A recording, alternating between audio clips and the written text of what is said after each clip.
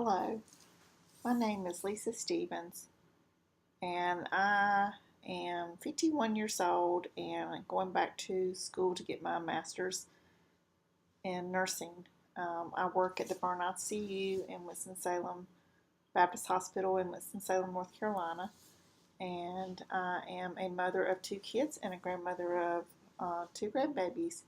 And my moral issue was this occurred a couple of years ago. My father had to be removed from life support system, and it was a very difficult decision for my family and I.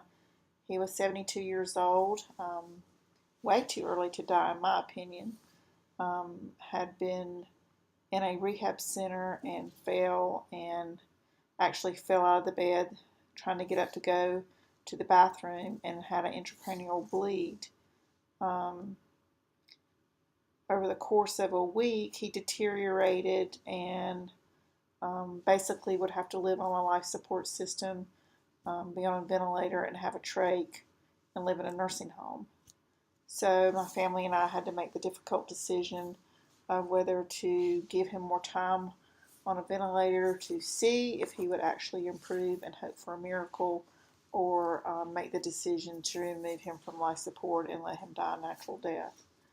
Um, my father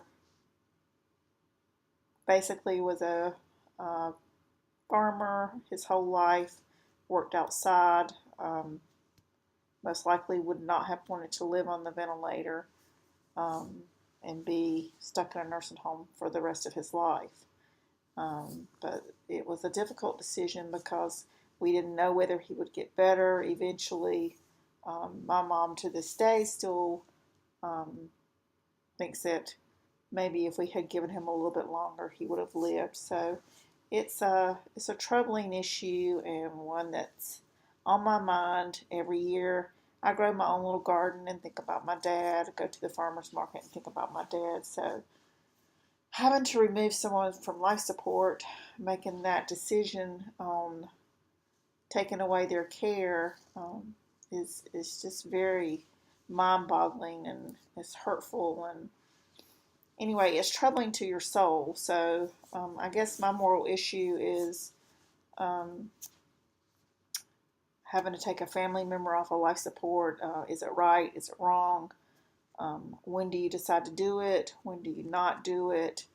Um, Being a Christian, do you believe in miracles? Do you believe that God should take those people when it's time for them to go? It's just a lot of issues that came up with my family and I. But ultimately, we made the decision to remove him from life support. He lived for about an hour and a half after we removed him and died without being on the ventilator. Um, anyway, I miss him. I love him. Hope we made the best decision, but we'll never know until one day, hopefully, we'll all be rejoined again.